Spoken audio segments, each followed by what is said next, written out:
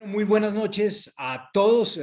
Tenemos el gusto de estar hoy con Carlos Mena, quien es un abogado muy prestigioso mexicano y exfuncionario de la Autoridad de Competencia de ese país.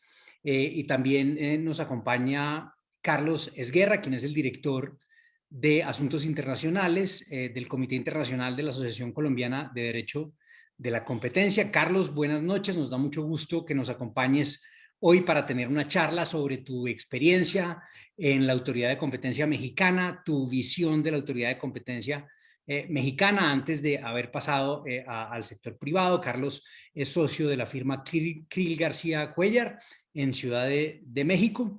De manera que, Carlos, muchas gracias por tu tiempo y por la generosidad de acompañarnos hoy.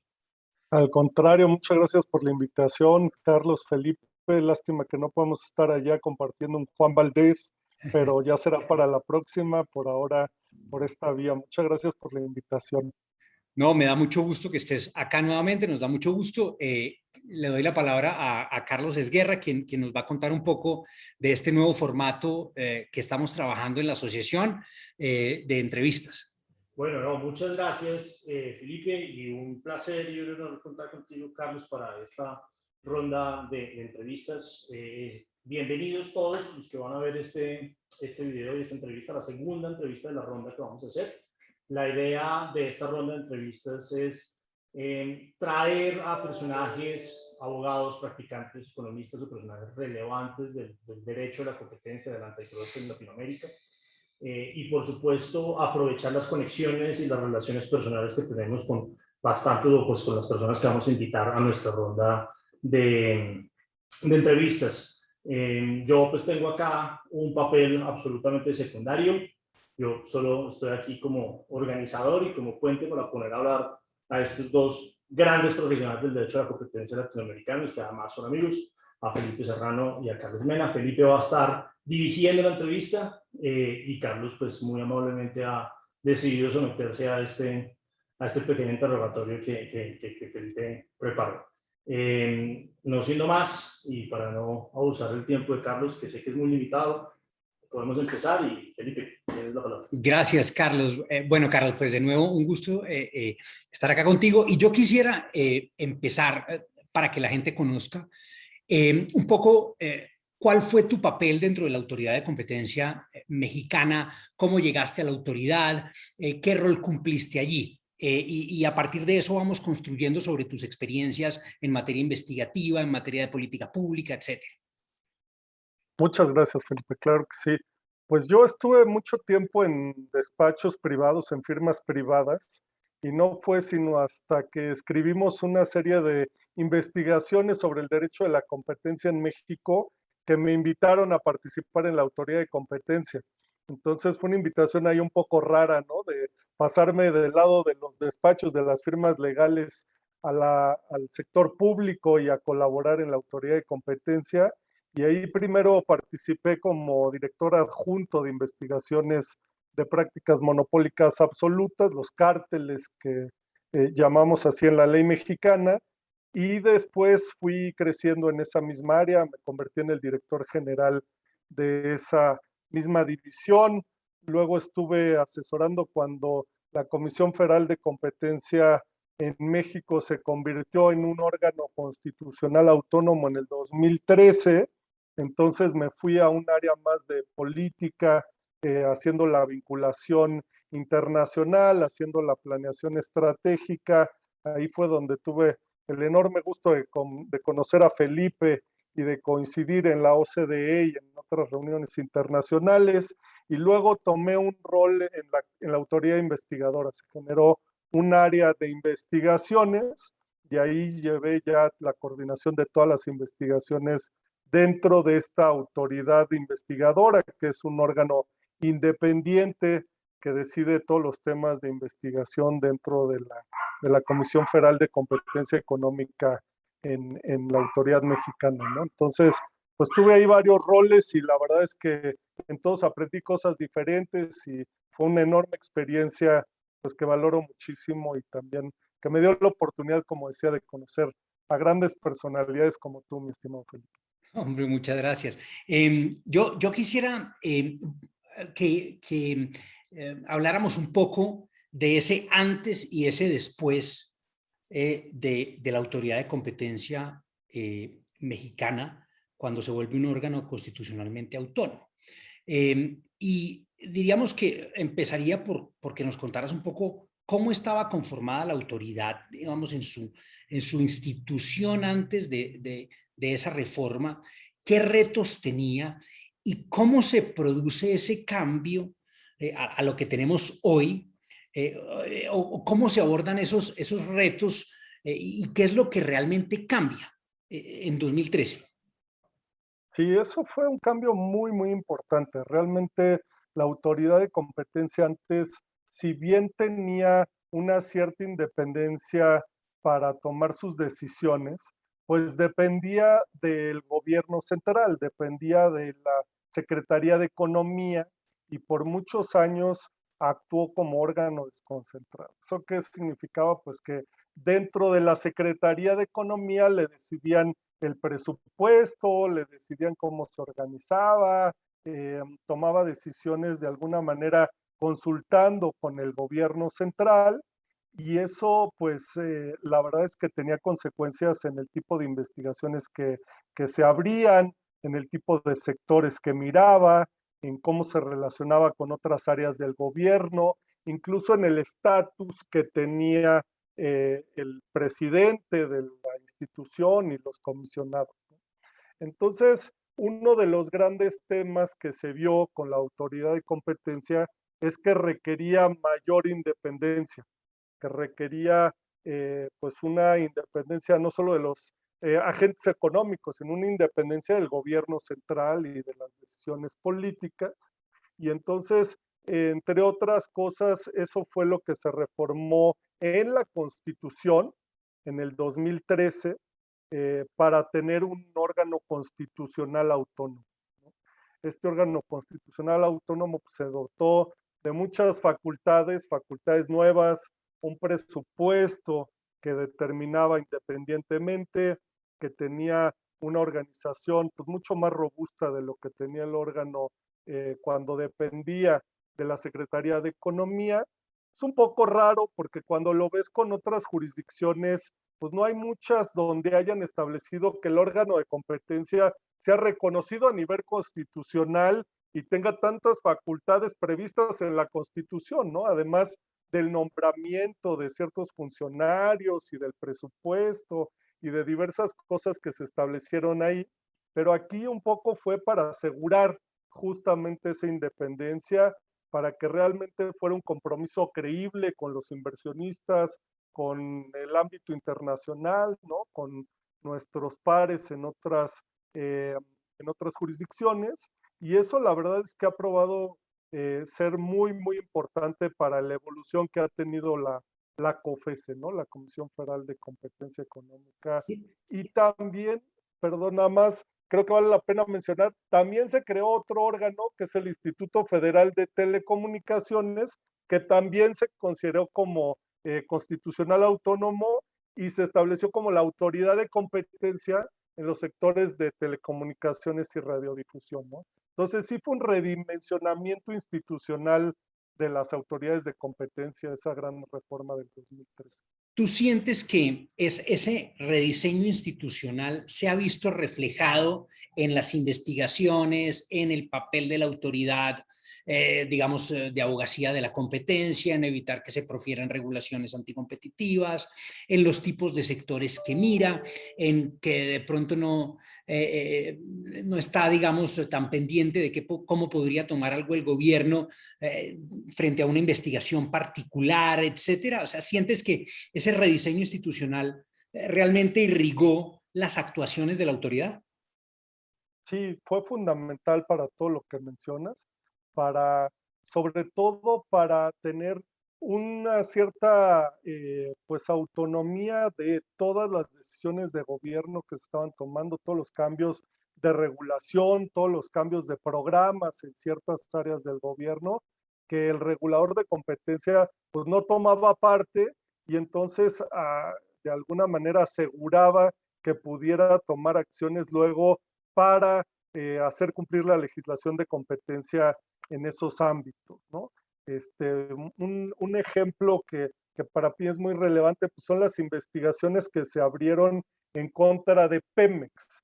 Pemex es la gran petrolera nacional que es parte del gobierno de alguna manera, y esta empresa pues ha tomado varias acciones en el mercado que a veces se consideran anticompetitivas, y la independencia le ha permitido a la COFESE tomar decisiones en contra de Pemex y enfrentarse a ese tipo de decisiones pues, realmente de gobierno, ¿no? Entonces, ese tipo de cosas me parece que no se hubieran dado si no se hubiera asegurado la independencia de la autoridad de competencia, ¿no? Y ahora lo estamos viendo más con algunos cambios, no solo en el tema energético, también en el sector financiero, donde el gobierno toma ciertas decisiones que pudieran afectar la competencia y el órgano constitucional autónomo no tiene miedo en decir, oiga, eso está mal, eso no se debe de hacer, eso está afectando la competencia, e incluso llevar esos casos hasta los tribunales, ¿no? Sí, Carlos tiene una pregunta. Sí, no, es que esto está interesantísimo y me parece que, pues, que es una evolución importante, además que la buscan todas las autoridades de competencia y es, por supuesto, la recomendación para cualquier sistema de derecho a la competencia. Yo quería saber, dentro de ese diseño institucional, ¿cuál fue, digamos, como la modificación más importante o que tuvo un mayor efecto en garantizar esa independencia? ¿La inclusión en la Constitución o es un tema también de presupuesto? O digamos, ¿cuál crees tú que es ese feature de la modificación que tú dices? Eso fue Sí, fundamental. sí, y perdón, complementando eso, porque me parece bien relevante, ¿qué arreglos internos, diríamos, de términos de los comisionados, causales de remoción, etcétera, fueron, consideras tú, relevantes en esta modificación? Yo te diría, y es un excelente punto, Carlos, que van de la mano tanto la parte del arreglo institucional como la parte de los dineros, ¿no? Podrías tener el mejor cascarón, pero si no le das presupuesto no te sirve de nada. Entonces, aquí lo que se logró en ese momento es tener un mucho mejor diseño institucional, esta independencia que comentamos, acompañado de un presupuesto mucho más relevante, ¿no? Mucho más grande. Y entonces eso permitió no solo fortalecer todo este diseño institucional, sino atraer mejor talento, generar un plan de carrera para los funcionarios que tuvieran realmente pues un muy buen desempeño de mediano y largo plazo dentro de la institución gracias a estos incentivos que se les generaron, ¿no? Incluso incentivos que no eran muy comunes en el sector público y que eran más comunes en el sector privado se copiaron para estos funcionarios, como por ejemplo establecer ciertos bonos por desempeño, ¿no? O establecer cierta permanencia asegurada en sus posiciones, que ha sido muy útil, ¿no? Y también, como menciona Felipe, se cambiaron cosas importantes en los arreglos institucionales internos, digamos, en cómo se separaron funciones. Por ejemplo, esto por un mandato constitucional se tuvo que separar el área que hace las investigaciones de quién decidía las multas y quién adjudicaba los casos, ¿no? Entonces, se criticaba antes que la autoridad era juez y parte, aunque la Suprema Corte ya había dicho que no había tal cosa en un diseño de agencia administrativa como el que teníamos, pero para atajar esa crítica, digamos, se estableció que hubiera una autoridad investigadora con total independencia. Entonces, los comisionados de la Comisión Federal de Competencia no pueden decirle a la autoridad investigadora qué investigar, cómo investigarlo, qué decidir sobre esas investigaciones. Entonces se convierte en una especie de fiscal internamente, toma las decisiones sobre quién debería de ser emplazado con una acusación formal y ya es el pleno de la autoridad la que decide sobre esos casos, ¿no? Los comisionados también tienen un sistema de nombramiento complejo que asegura nuevamente su independencia, su imparcialidad, y esta separación interna ha sido muy, muy útil yo diría, muy bien vista para asegurar el debido proceso, para asegurar esa independencia y pues ha servido para traer más y mejores investigaciones a la mesa, ¿no? Hoy ya estamos en nuestro tercer titular de la autoridad investigadora en México y me parece que se ha probado esta figura de manera interesante, ¿no? Otro tema que fue relevante, que no es de la institución, pero acompaña esta evaluación, digamos, del quehacer de la institución, es que se establecieron juzgados y tribunales especializados en el Poder Judicial para revisar las actuaciones de estos órganos, ¿no? Tanto del IFETEL, de Telecomunicaciones, como el ACOFESE.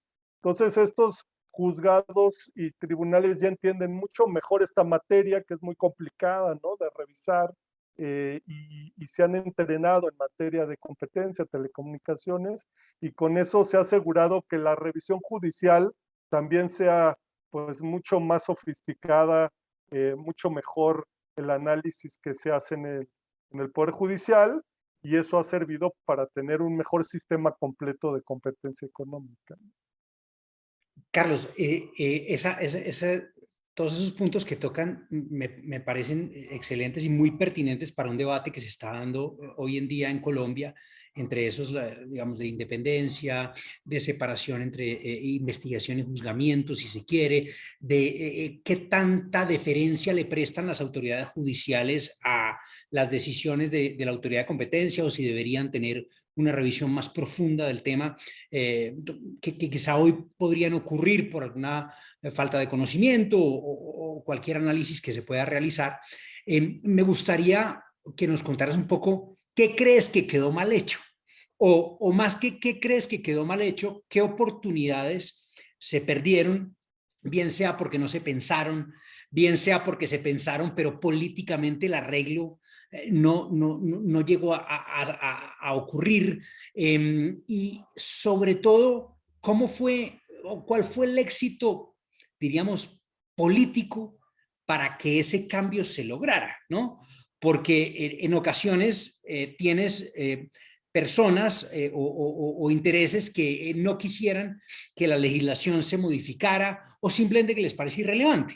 Entonces, me gustaría un poco que nos contaras qué crees que fueron oportunidades perdidas y qué arreglos, digamos, políticos o situación política permitió que, digamos, un cambio de estos que está en el interés público, ¿cierto?, se produjera. Sí, no, son excelentes puntos, Felipe. Yo creo que nos faltaron varias cosas. Mira, creo que siendo muy honestos con ustedes, se discutió en algún momento cuál sería el escenario ideal, o sea, cuál sería el modelo ideal. Y ahí la verdad es que muchos voltearon a ver a Chile, ¿no? Y sé que eventualmente platicarán con algunos colegas chilenos. Y hablábamos del tema de tener una fiscalía totalmente separada de la etapa de adjudicación y luego tener un tribunal que fuera un tribunal de competencia. La verdad es que era un cambio muy radical y difícil de acomodar en nuestro sistema jurídico, y entonces se optó por este intermedio, ¿no? Este intermedio de tener una autoridad investigadora independiente, pero dentro de la COFESE. Y eso genera tensiones. La verdad es que es algo que puede generar ciertas tensiones internas. ¿Es parte de nosotros o no es? Los comisionados son el órgano que revisa lo que hace la autoridad investigadora, pero al mismo tiempo no deben intervenir en su investigación y más bien revisan los asuntos y adjudican. Entonces, esas tensiones creo que ameritan pensarlo mejor y ver cómo se organiza ese trabajo y qué seguridad se le da a la autoridad investigadora de que pueda hacer su trabajo pues, de manera muy independiente, ¿no? Yo creo que otro error, desde mi punto de vista, un error muy claro ahí sí, es el tema de la división esta que se hace entre lo que es radiodifusión y telecomunicaciones de lo que es el resto de las actividades económicas, ¿no? Porque ahí sí son muy diferentes las autoridades, los intereses de un regulador particular son muy especiales, ¿no? Un regulador de telecomunicaciones y radiodifusión, pues claramente está pensando en cómo desarrollar el mercado, en cómo crecerlo, en cómo resolver problemas de interconexión o cosas similares. Y la verdad es que no está pensando tanto en cómo aplicar una ley de competencia y cómo resolver prácticas monopólicas, ¿no?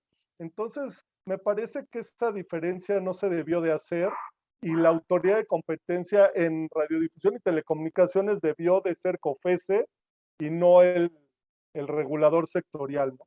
Eso creo que fue algo que sí ha generado muchos problemas. Hemos tenido muchos temas de, bueno, ¿y qué es telecomunicaciones y qué es Conflicto de radiodifusión? competencias, Y sí. entonces conflicto competencial ha surgido uno tras otro, casos que se han atrasado muchísimo, en lo que se resuelve el conflicto competencial, y entonces eso ha generado pues intranquilidad en los agentes económicos, en el gobierno. Entonces, creo que por ahí hay un tema. Y el último, digamos, falta que yo vería es alguna acción que tenga la autoridad de competencia para cuestionar normas que puedan ser anticompetitivas.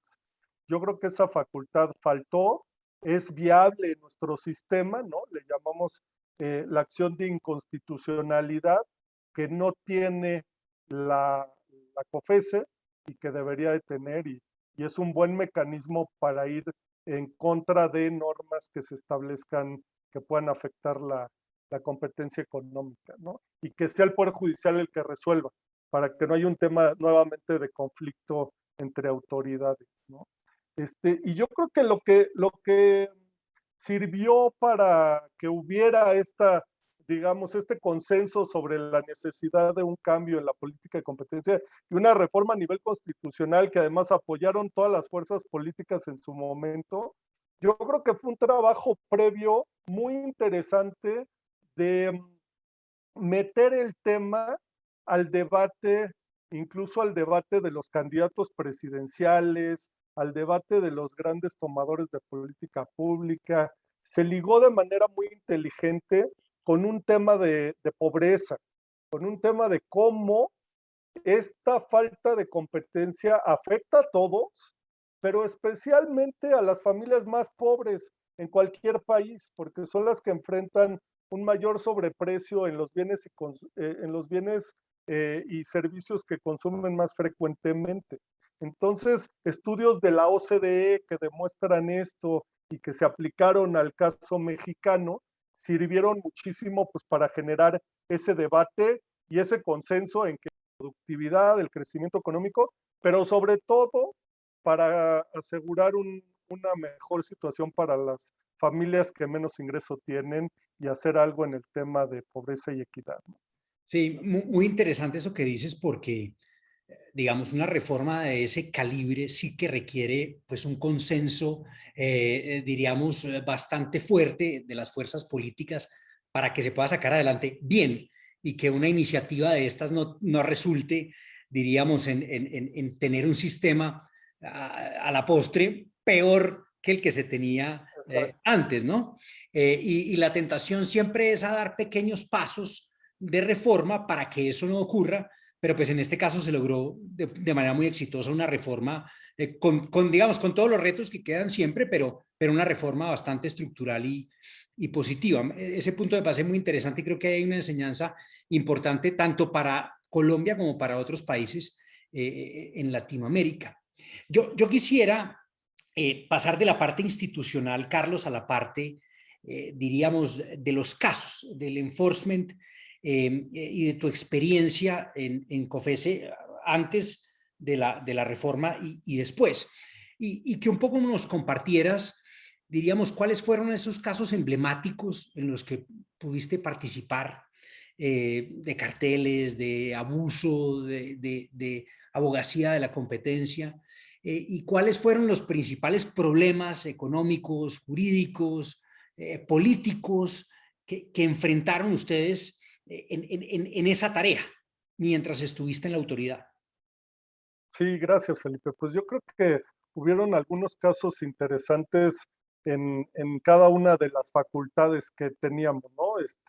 En el caso de prácticas de abuso de posición dominante, yo te diría que quizá el más interesante fue este que les adelantaba un poco el caso de Pemex, donde Pemex estaba abusando de su poder de mercado, estaba estableciendo discriminaciones en el mercado y de alguna manera eso se reflejaba en muchos ámbitos de la economía, afectaba muchos eslabones de la cadena y logramos hacer un caso muy sólido contra Pemex a tal grado, me parece que se dio cuenta Pemex que lo que estaba haciendo estaba mal, que era contrario a la ley de competencia y reconoció esta situación ante la autoridad y remedió el caso, ¿no? Entonces, también fue un caso de éxito en ese sentido, o sea, creo que las autoridades de competencia también tienen espacio para resolver rápido el problema, que se remedie la situación, no tienes que llegar a una multa estratosférica al final del camino, sino tratar de intervenir de manera más eficaz y eso fue lo que se logró ahí en ese caso con Pemex, ¿no? Entonces ese es uno de los que a mí me da mucho gusto que logramos ese cambio en el mercado, ¿no? En el caso de colusiones, digamos, de lo que en México llamamos prácticas monopólicas absolutas, ahí hicimos algunos casos de cárteles internacionales que a mí me parecieron muy importantes, porque los cárteles internacionales, pues obviamente afectan a muchísimas jurisdicciones, pero no son muchas las que van tras ellos y los sancionan y me parece que en la medida en que participa la autoridad de competencia de tu país en ese esfuerzo de hacer frente a los cárteles internacionales y sancionarlos, pues se sube a una buena práctica y a una verdadera forma de disuadir esas conductas. Entonces hicimos uno de navieras internacionales que fue muy interesante y también se dio en otras jurisdicciones, ¿no? También uno del tema del azúcar, que creo que también es similar a uno que se hizo ahí en Colombia, ¿no? Donde es un tema pues, muy relevante, de muchas implicaciones y con muchos retos, como decías en la parte política, a veces también con muchas implicaciones, pero que con esta independencia que mencionaba, pues la verdad es que se aguantaba esa presión y se hacía frente y al final se tomaban las decisiones de manera, yo diría, muy objetiva, ¿no? Y luego también lo que hicimos fue iniciar algunos casos con facultades nuevas que nos daba esta reforma constitucional y la nueva ley del 2014, donde podemos investigar barreras a la competencia y regular insumos esenciales, tipo las investigaciones de mercado que tienen en el Reino Unido o en algunas otras jurisdicciones, se establecen remedios después de hacer una investigación sobre problemas de competencia directamente. Y ahí uno de los primeros casos que intentamos fue en el tema de los slots del Aeropuerto Internacional de la Ciudad de México, ¿no? Los espacios para el despegue y aterrizaje y donde se consideró que había una falta de competencia ahí, se estaba afectando de manera importante la competencia entre aerolíneas por este mal manejo de los slots en el aeropuerto y al final se logró, pues mediante varios atropellos, pero se logró pues un cambio importante en el mercado, en la regulación de estos espacios, ¿no?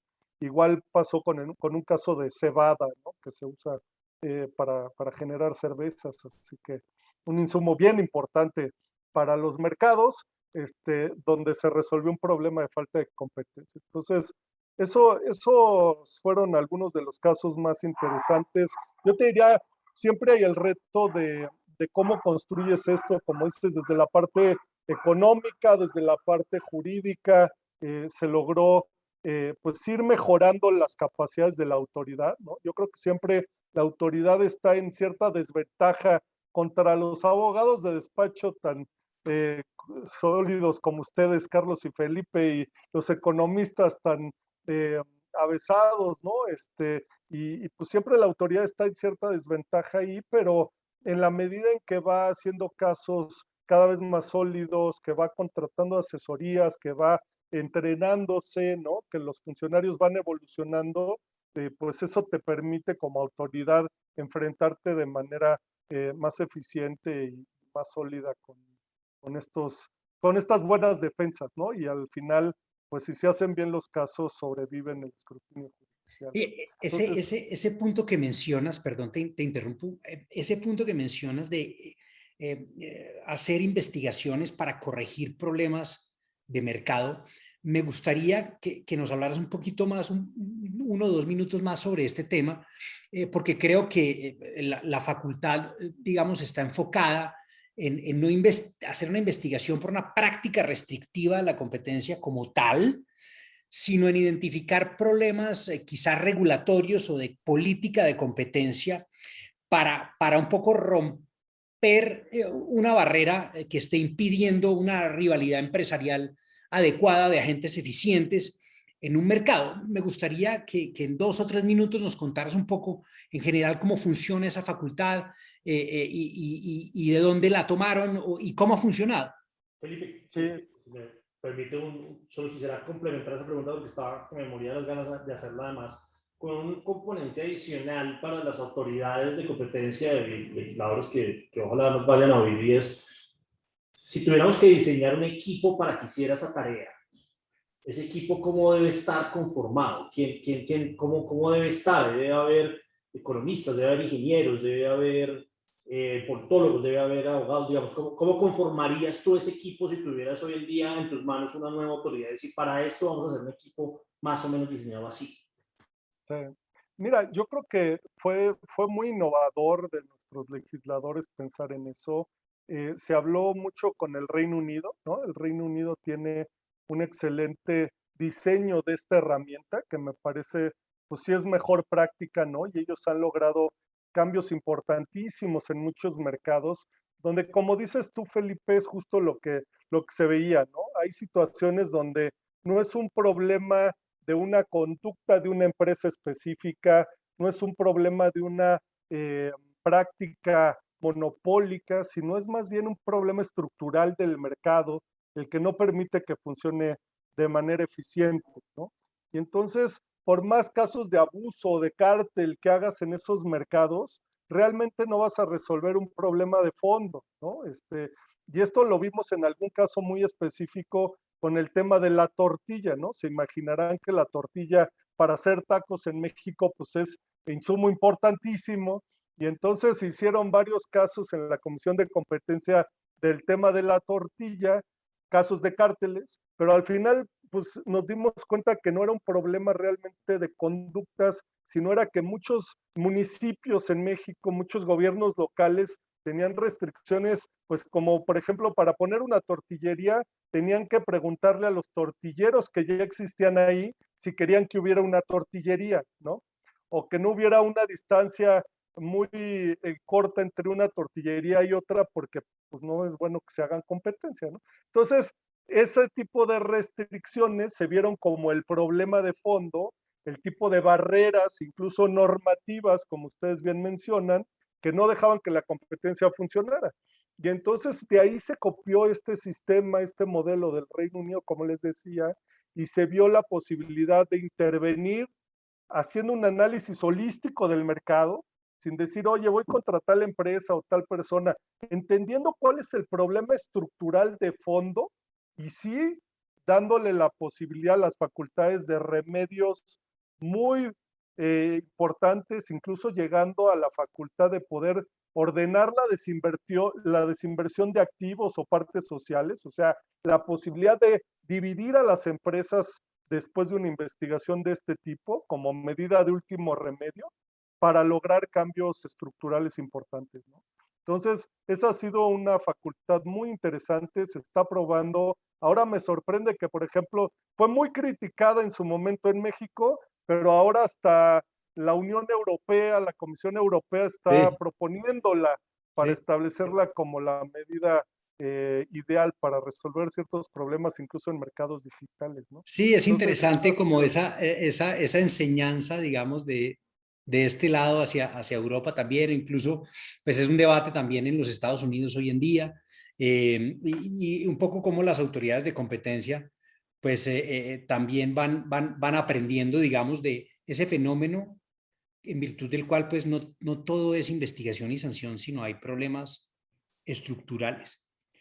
Exacto. Me gustaría, un poco en línea con esa facultad, que nos contaras cómo fue esa interacción de la autoridad, no solamente con, digamos, con los demás órganos del gobierno y cómo es hoy en día, porque se requiere esa relación, se requiere ese, digamos, ir en conjunto para hacer reformas importantes, a veces construir, digamos, un constituency dentro del mismo gobierno, y también en la gente, ¿cierto? ¿Cómo era la relación con el gobierno y con los medios de comunicación? Que yo creo que en estos temas juegan un papel muy relevante a la hora de conseguir apoyos, diríamos, para hacer reformas que requieren digamos, o están enfocadas al interés público, pero que tienen presiones de otros lados. Sí. Yo creo que sí es normal que haya muchas tensiones, ¿no? Por ejemplo, en este caso que les mencionaba de los slots, pues obviamente desde el primer momento hubo una enorme tensión con el regulador del tema en materia de aeronáutica civil, con la secretaría que ve todos estos temas de comunicaciones y transportes, incluso con la oficina de la presidencia, ¿no? Temas que incluso fueron abordados en reuniones internacionales por la relevancia de las aerolíneas. Entonces, realmente te enfrentas a poderes fácticos muy importantes, a influencias muy importantes en el gobierno, a funcionarios que no quieren cambiar las reglas que ellos administran, cosas tan sencillas como eso, legisladores que participan en estas discusiones, ¿no? Entonces, realmente lo que a nosotros nos sirvió mucho, nos defendió mucho, es siempre tener datos muy objetivos, tener muy bien analizado y diagnosticado el problema, de tal manera que les dijéramos, por ejemplo, en este tema de los slots, oye, es clarísimo que están aterrizando y despegando más aviones que los que la norma permite. Oye, es clarísimo que los slots se están utilizando mal, con discrecionalidad, y no se está siguiendo un procedimiento para dárselos a quien más los valora o a quien debería tener prioridad para obtenerlos, ¿no? Y entonces, con esos datos duros, la verdad es que es fácil que la autoridad gane el argumento y es fácil convencer a legisladores, ¿no? Ya en discusiones más amplias como de grandes reformas, como platicábamos, Felipe, pues es muy importante esa abogacía más grande sobre el tema de la competencia, sobre la relevancia de la competencia, sobre la posibilidad de que hay normas que no necesariamente se establecieron para proteger en su momento a alguien, pero que han evolucionado mal, que no han servido para desarrollar el mercado y que grandes cambios en la política general de regulación, por ejemplo, de un sector, podrían ayudar a desarrollarlo y a tener más inversión, ¿no? Y los análisis internacionales sirven mucho para eso. Por ejemplo, nosotros utilizamos mucho el caso australiano, que seguramente han oído en algún momento a raíz de una serie de recomendaciones de la OCDE, revisó todo su marco regulatorio económico, hizo cambios importantísimos y eso detonó el crecimiento económico y detonó la inversión en todos estos sectores. Entonces, ese tipo de evidencia pues sirvió mucho para convencer a todos estos grupos de interés, ¿no? A todas estas personas que pues normalmente cuestionarán algún cambio regulatorio que impacte sus sectores, ¿no? Totalmente. Carlos, muy interesante todo esto que nos cuentas. Yo para terminar esta entrevista, quisiera hacerte una pregunta, teniendo en cuenta que México ha sido un líder, creo yo, digamos, en la política de competencia en Latinoamérica, ha jugado un rol relevante. Me gustaría saber un poco cómo ves tú hoy desde el sector privado, antes desde la COFESE, el derecho de la competencia en Latinoamérica. ¿Qué crees, qué retos crees que tiene? ¿Cómo crees que haya evolucionado? Pero sobre todo que nos enfoquemos en los retos, que es donde más creo deberíamos hacer énfasis en esta entrevista. Y un poco tú que tienes ese panorama hoy en día y ayer también desde la autoridad de competencia, digamos, de distintas jurisdicciones, Brasil, Chile, Colombia, Argentina, etcétera. Pues, qué retos crees que tiene el derecho de la competencia en Latinoamérica hoy en día? Sí, yo creo que ha evolucionado mucho. O sea, yo lo primero que diría es que ha mejorado muchísimo la percepción de cómo se regula el derecho de la competencia en nuestra región. Antes, cuando yo estudiaba estos temas, ¿no? Como estudiantes, pues era el chiste internacional de, ¿quieres saber de competencia económica en Latinoamérica? Ah, entonces quieres que hablemos de Brasil. Y nada más se hablaba de Brasil, porque era, digamos, la autoridad respetada, era el régimen que sí más o menos funcionaba y era de alguna manera la única autoridad que las grandes empresas temían en nuestra región, ¿no?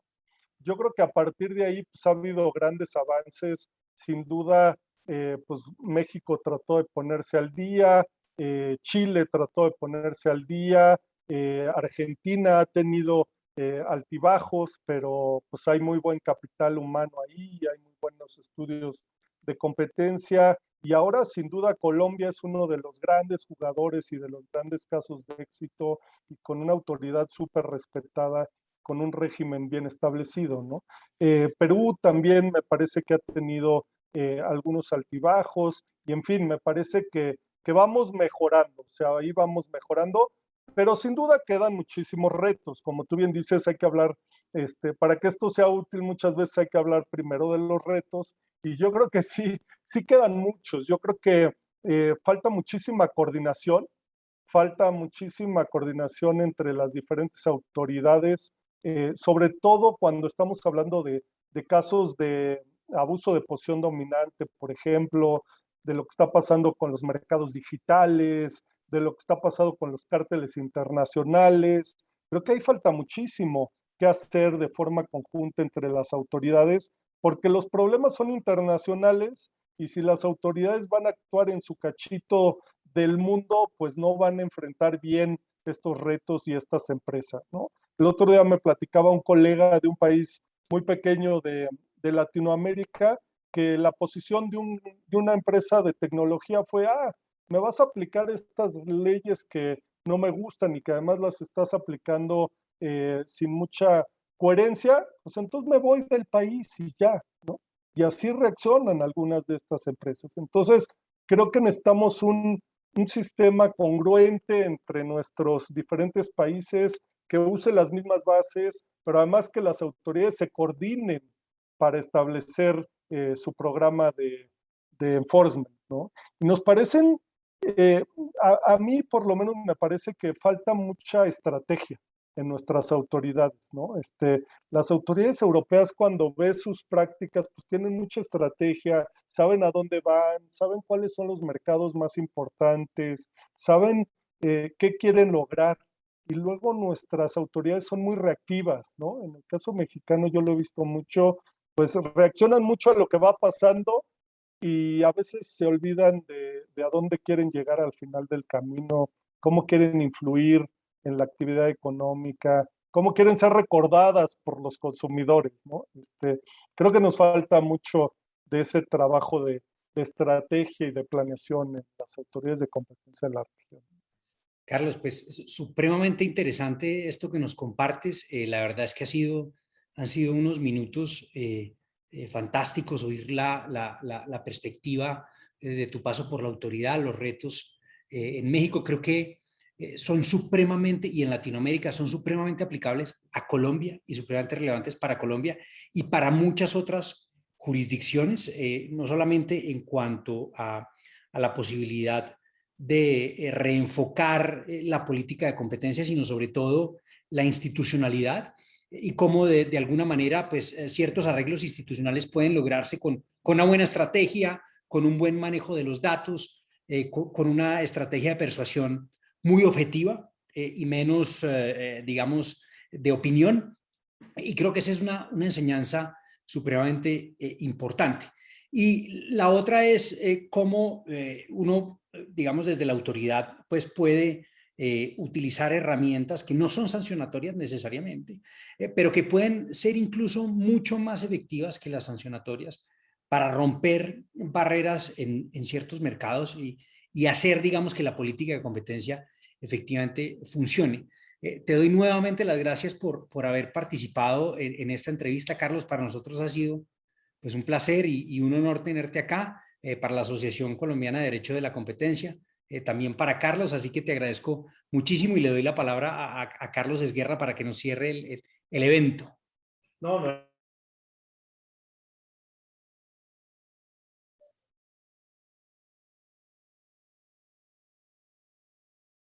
No se oye. No se oye, Carlos. Oye, no se está oyendo, adelante, adelante. Bueno, no, nada más que reiterar el agradecimiento. Creo que las palabras importantes pues ya las pusieron ustedes sobre la mesa y sobre todo nuestro invitado estrella, Carlos Mena desde México. A todos los que estén viendo y vean este video, espero que lo hayan disfrutado y nos vemos en la siguiente oportunidad de nuestra próxima entrevista. Muchas gracias, Carlos y Felipe. Un placer y felicidades a la asociación por estos esfuerzos. Muchas gracias, Carlos. Mil gracias por la invitación.